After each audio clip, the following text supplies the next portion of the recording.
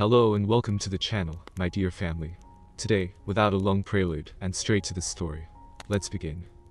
I had been in here at my favorite watering hole for about half an hour. The cocktail waitress had just plunked down my second beer and took away the empty. I was here because I had some contemplating to do. Something at home just wasn't right, and I couldn't figure out why. As everyone knows, serious contemplation is best done with alcohol. My wife Gloria's attitude had begun to change over the last couple of months or so.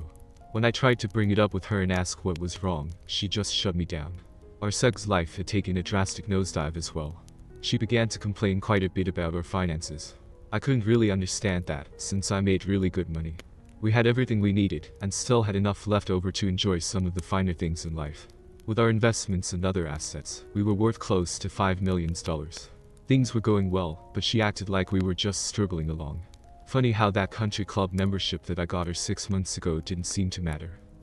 Yeah, I know what you're thinking. I was thinking it too. The most logical explanation is that she's having an affair and thinking to trade up. There were a couple of problems with that. First, we didn't have a prenup. That would mean me getting raped in a divorce. Second, I had no proof of her infidelity. Anyway, I had just taken a pull from my second beer when I saw her walk into the bar. No, it wasn't my wife. She was supposedly out with the girls tonight. I had no idea who she was, but she was a real beauty. Every head in the bar turned towards her and watched as she took a quick look around, then started walking directly towards me. When she got to the booth I was sitting in, she simply slid in across from me without saying so much as boo. She looked me over for a minute, then began talking. "Adam Colton?" she asked. I just nodded my head. "Brandy." The waitress came over quickly and took her order for a glass of white wine. "My name is Alyssa Holmes. I have a bunch of information for you that I think you could use. I also have a proposition for you on how best to use this information." "Okay," I replied. "What's this information going to cost me?" She smiled. "It isn't going to cost you a dime.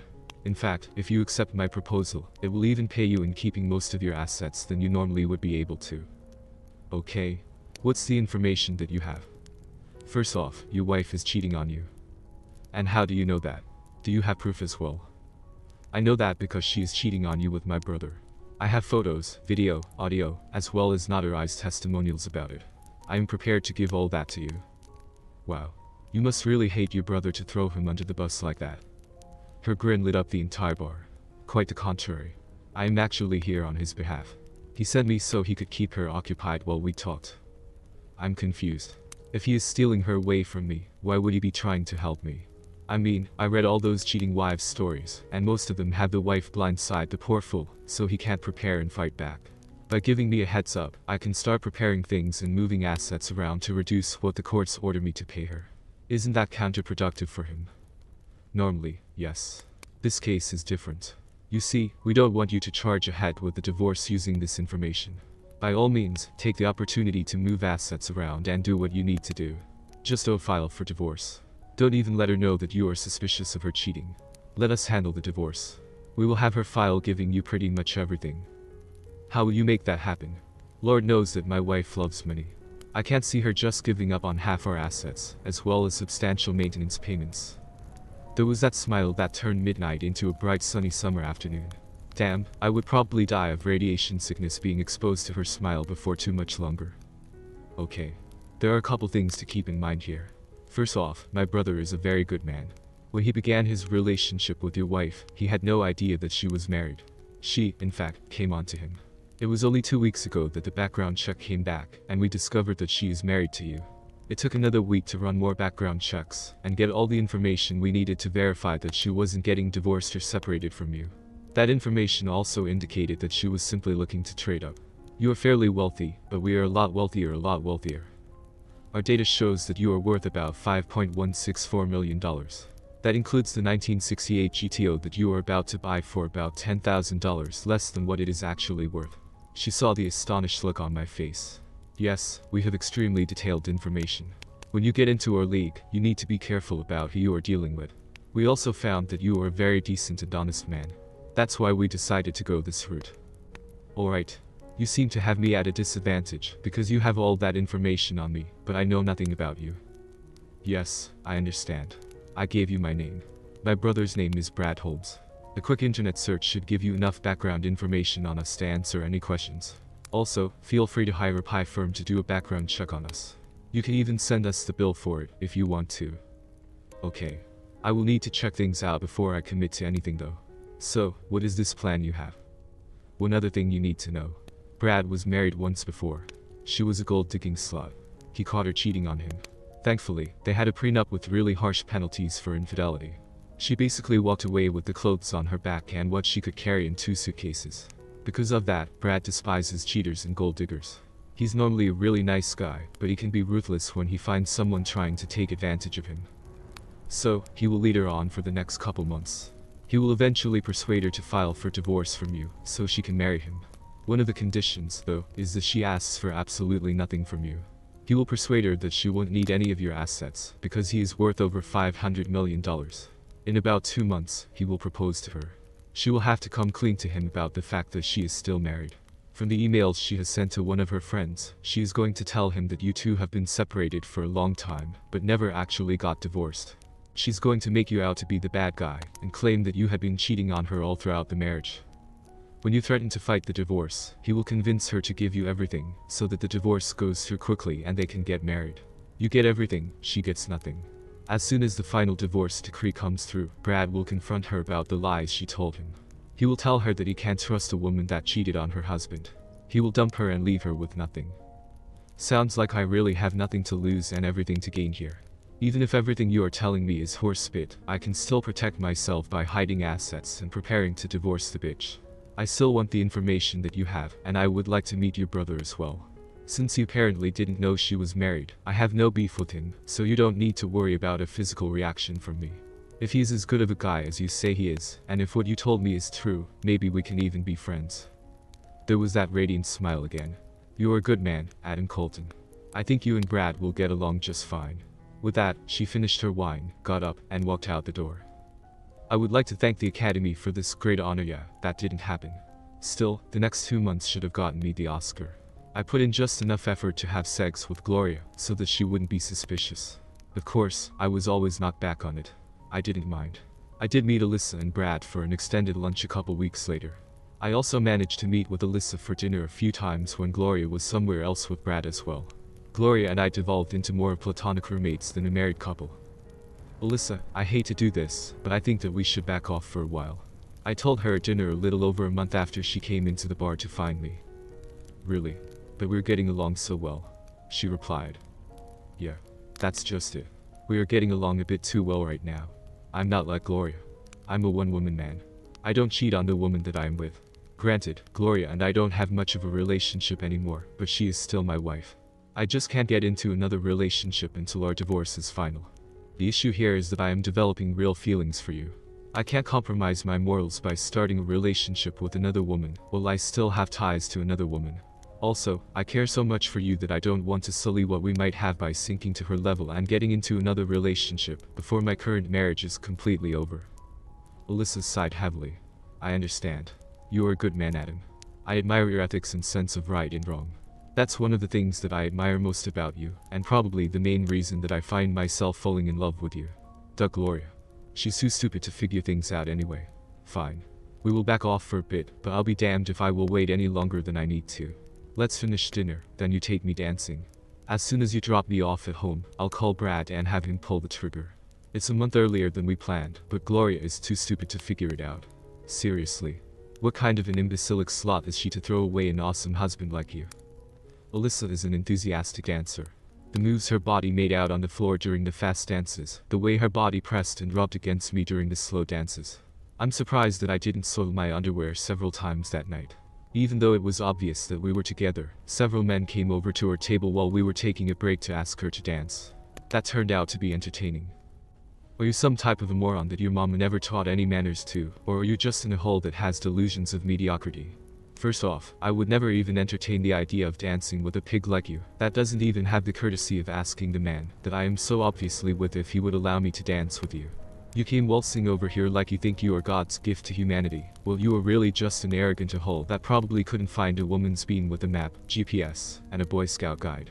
I'll bet you don't even know how to use that tiny stick that you are hiding underneath those rolled up socks in your pants. After that would-be Lothario slink away, there were actually a couple of brave souls that did come over and politely asked if I would allow them to dance with her. I replied that she could dance with them if she wished. Alyssa always demurred, explaining that she was saving all her dances just for me. Alyssa stole my soul when I walked her to her door that night. She turned around, put her hands on my cheeks, and gave me a soul-stealing kiss. Her tongue entered my mouth and danced with mine. My soul was sucked out of my mouth and into hers. She replaced my soul with hers as the kiss deepened. On and on it went. I felt that my entire life force was being sucked out of me with that one passionate embrace. Eventually, it ended and left us both panting. You have no idea how much I want to drag you inside with me, she huffed. Probably about as much as I want to pick you up and carry you inside, I replied. Still, it would be wrong, and I can't take that chance that we would regret it. Think of how much better it would be for us to wait and do it right. You and your damned morals. She smiled. Why the duck did I have to fall in love with someone so damned honorable? Alyssa, the day that my official divorce decree is delivered, I will be at your doorstep on my knee holding a ring in one hand and a signed prenup in the other hand. I'm not here because of your money. Even if everything goes off the rails and I have to pay that cheating slut most of my assets, I will still have enough money of my own that I don't need any of yours. I love you, Alyssa. That's all that matters to me. My ring size is 6.5. Don't bother with the prenup. I had my lawyer draw it up 2 weeks ago. Just send me over the contact info for your lawyer, and I'll have my lawyer give him a copy to review for you. It was a week later that it happened. No, not Alyssa and I getting together. It was a Friday evening. I got home from work to find Gloria and Brad sitting on the couch. I noticed Brad's smirk and subtle nod to me. Honey, Gloria began. We need to talk. Looking at the situation, I pretty much knew what was going on.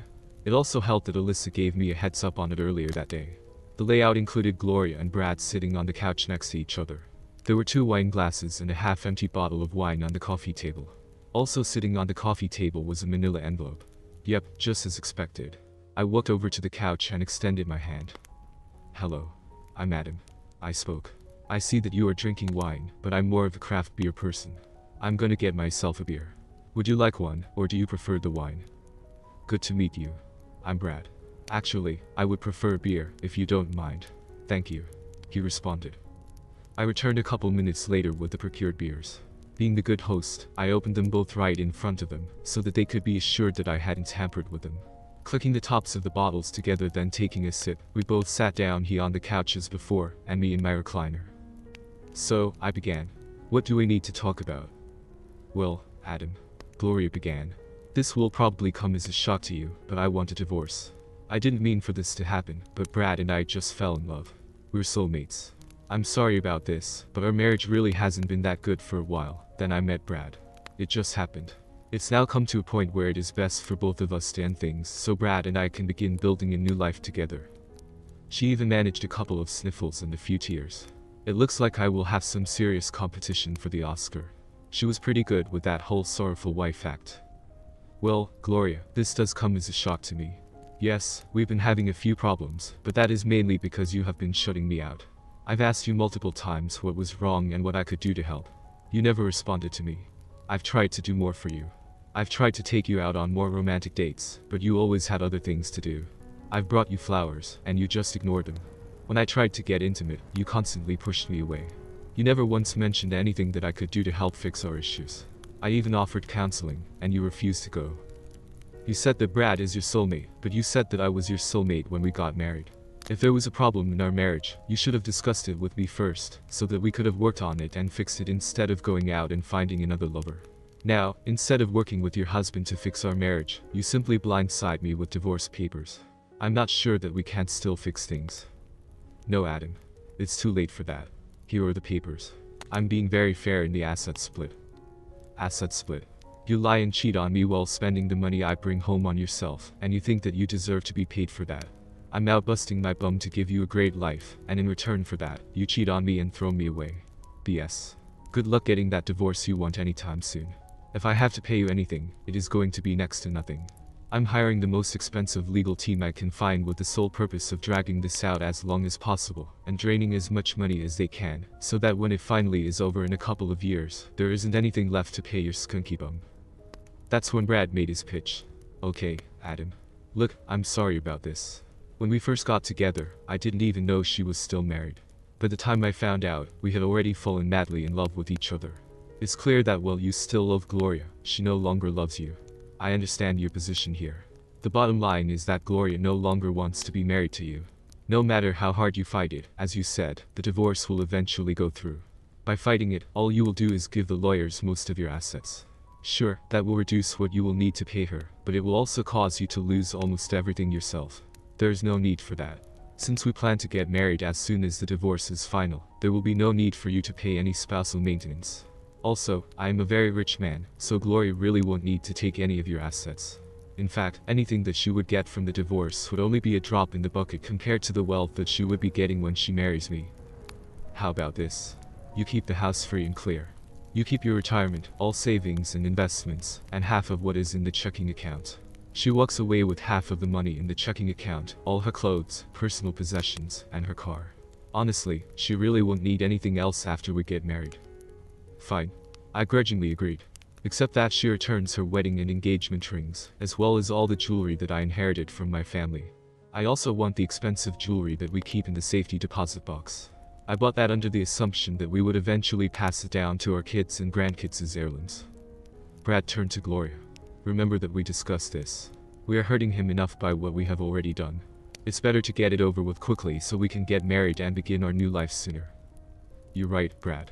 I wouldn't need any of his money after we get married anyway. Let's get the new papers drawn up and filed. With that, we toasted our agreement and they left. Now, I know that some of you out there will think that I'm a heartless bastard that only left a couple dollars in the joint checking account. You would be wrong. Doing that might make her suspicious. We normally try to keep about $10,000 in the account. I left that alone.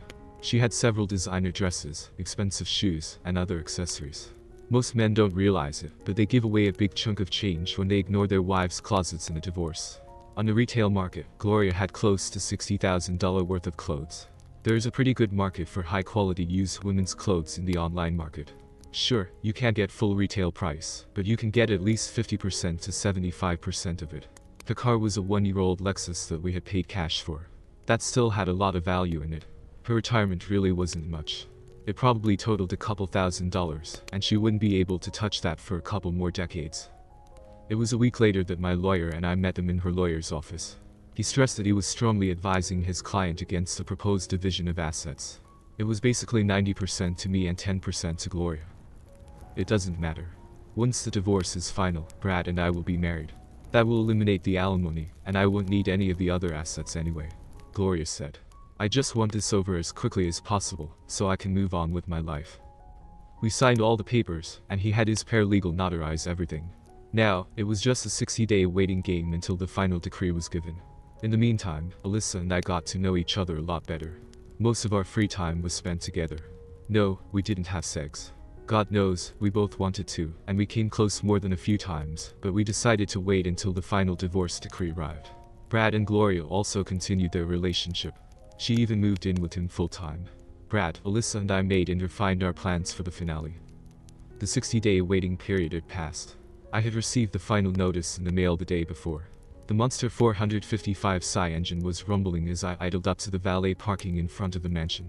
I pushed in the clutch, shifted the Borg Warner 4-speed into neutral, and applied the parking brake. Stepping out, I smoothed the lapels on my new tuxedo. I really needed to make a great impression. After all, I was now free of a cheating wife and about to enter the next phase of my life. I did a quick pat in my jacket to verify that what I needed was still safely tucked away in the inside pocket. With that done, I turned towards the early 20s guy that hurried up beside me to the jealous looks from his coworkers. She has a really stiff clutch. Be smooth and gentle with her, I advised as he respectfully climbed into my 1968 GTO. I had spent the last month finishing her. Now that I no longer had a wife blowing all my money on stupid shit, I could afford to spend some cash on things I really wanted. I just got her back from the paint shop 2 days ago. I had an ear-to-ear smile as I strode up the steps and into the mansion. This was about to be an epic night. Just before walking through the open door, I caught a glimpse of the next arrival. This would take the night from simply epic to completely legendary. I simply couldn't contain my laughter. So, you were a bit confused. That isn't surprising. I was attending a divorce party. It was being held to celebrate the final divorce decree between Gloria and me. I had an official invitation to attend. No, I wasn't crashing Gloria's party. This was all part of the plan. The party was at Brad's mansion. Well, it was far from a surprise party. There would be several surprises throughout the evening. It was a very high-class affair, intending to introduce a new member into Brad and Alyssa's social circle. Gloria had been looking forward to this for the last 2 months, ever since the planning for it had begun. I had no sooner walked through the door when Alyssa had accosted me. Her left arm slipped through the crook in my right arm, and we were off. You couldn't have removed the smile from my face with nuclear weapons. She began leading me around the room and introducing me to the movers and shakers of society. We were halfway around the large ballroom when it happened. "What the duck is he doing here?" I heard a very familiar voice shriek. Alyssa and I were suddenly face to face with Gloria and Brad. Needless to say, Gloria was less than pleased to see me at her special night. Not only was I the ex-husband that she had just jettisoned, but it would be very awkward when her new man proposed to her in front of me so soon after our divorce. "I'm sorry, Gloria," Brad began, "but it seems as if my sister and your ex-husband have become somewhat of an item." I couldn't very well refuse her inviting her boyfriend, as the invitation did include a +1. "Whatever," Gloria huffed. Then looking at me, she continued, "Just don't make a scene and ruin this wonderful night for me. Gloria, I assure you that in honor of the several wonderful years that we have had together, I will be on my best behavior. I understand how much this night means to you, and I will do my utmost to ensure that you will be able to look back on this night as the night that you began the rest of your life. I loved you exclusively for years, Gloria. I will do my utmost to make sure that tonight catapults you directly into the new life that you deserve." Hey, is it my fault that she misinterpreted what I said? I didn't lie. So, her beaming smile indicated that she thought that my words were benevolent. Was it my fault? It was 3 hours later. Dinner had been finished and cleaned up. The band had been playing for a while. There was lots of dancing. I was out in the middle of the dance floor with Alyssa. Of course, it had been a total setup. The couples around us had subtlety moved a bit away to give us room. It was the middle of the song. Suddenly, the spotlight hit us. I did 2 quick spins, then dropped to my knee with the ring in my hand. "Alyssa, since you came into my life, you have taken over every thought that I have had. You helped me through the most difficult situation that I could ever think of having. You are the first thought I have when I wake up in the morning, and the last thought I have before falling asleep at night. I simply can't envision going through the rest of my life without you. Will you do me the honor of becoming my wife?" Of course, she said yes. Seriously, people. We had planned this all out previously. I had already signed the prenup agreement. She even tackled me right there on the dance floor, and planted a very long, very passionate kiss on my lips. Everyone cheered. That just led to Gloria being even more pissed that we had grabbed the attention of what was supposed to have been her night. The night turned from her divorce party to Alyssa's and my engagement party. It finally came to a head a couple hours later. "Brad, we were supposed to get married right after my divorce was final. It's final now, so why did your sister just get engaged to my ex-husband, but you haven't even gotten me my ring yet? We haven't even began planning our wedding." Gloria confronted Brad right in the center of all the high society movers and shakers that she had so desperately wanted to be a part of. "Well, it's like this, Gloria. I've gotten to know Adam quite well over the last few months that he's been dating my sister. He's a really great guy, and we've become rather good friends. It occurred to me that if you could so easily cheat on a great guy like him, who gave you nothing but love, what's to stop you from cheating on me? After all, it was you that came onto me. You even lied to me in the beginning about being single. Once you had to admit that you were married, you made it seem like you were separated and headed for a divorce anyway. After talking to Adam about the situation, I found out that you were lying about that as well. There's absolutely no possible way that I could marry a known liar and cheater like you. In fact, I'm breaking up with you. I'll give you a week to find a new place to live before I throw all your shit out in the street. Now, if you will excuse me, there are a couple single ladies over there that I believe I will go and talk to." Brad replied. Epilogue. Oh, she did try to fight it. She came back with a vengeance to try and amend the divorce. The problem was that there was simply too much evidence against her that showed that she willingly, and, in fact, insisted upon that completely unfair division of assets. The judge didn't look favorably on her when she came back and tried to amend the divorce that she insisted upon. Alyssa and I did get married. Yes, there was an ironclad prenup. I should know after all, I had my own lawyer write it up. Alyssa thought that it was too harsh, but I had already signed it. I really wasn't after her money. No, I wasn't in their class, but I had enough of my own money to take care of myself if anything went wrong. I did send Gloria a nice wedding announcement. It had a nice picture of Alyssa and me in it. It also had Brad and Gloria's sister playing tonsil hockey in the background. Okay, so I did that on purpose. I wasn't, however, responsible for the wedding invitation 6 months later between Brad and Gloria's younger sister. Gloria did not attend. No, Gloria did not become homeless. She ended up working at Taco Bell and living in a rundown studio apartment. She now buys her clothes at Goodwill and her underwear at Walmart. In her attempt to trade up, she lost the cushy lifestyle that she had been accustomed to. She is still a very attractive woman, but the news got out about what she attempted to do. She did try a few more times to land one of the well-to-do single men in town, but they all knew what a gold digger she was. I saw Gloria again about a year later. Alyssa and I were coming back from dinner at an excellent Italian restaurant on the other side of town. "That looks like Gloria," Alyssa said as she pointed at a street corner. Sure enough, when I looked over, there was Gloria. She was leaning up against a building. Her hair was styled, but not immaculate. Her tits were barely contained by the two small halter tops she was wearing. It was easy to see that she was not wearing a bra. The skirt she was wearing was slung low on her hips, yet it was short enough to barely cover her kitty, and that was only if she was standing straight. The bottom inch of her bum was clearly visible. The garter straps holding up her stockings were blatantly displayed below the hem of her skirt. I deduced that the reason that she was leaning against a building was that walking in the ankle boots with those 7-inch heels must be rather difficult. I was actually surprised that I could even recognize her with the garish makeup she was wearing. Her lips were painted candy apple red. She had heavy black eyeshadow on. I wasn't sure if it was just very heavy mascara or if she had fake eyelashes on. It really didn't take a rocket scientist to figure out what was going on here. First off, this was an area of town that was known for a certain type of financial transaction. Second, there were several other similarly attired women, and most likely a few that were not really women, strolling up and down the streets. The final clue was that while we were waiting for the light to turn green, another car made a right turn at the intersection and stopped at the curb in front of her. Gloria strutted over as the passenger side window rolled down. She leaned into the car and began conversing with the driver and his passenger. After a brief negotiation, the passenger door opened, and the passenger stepped out of the vehicle. Alyssa and I watched as the passenger seat was tilted forward, and Gloria and the man both slipped into the back seat of the car. When the door closed, the vehicle pulled back onto the street and drove off. Alyssa and I looked at each other and broke out in laughter. This story is just music to my ears. It's so satisfying to hear and feel Gloria's rage. It's simply fantastic. How do you like this story? Let me know in the comments. I'd love to chat with you. See you soon.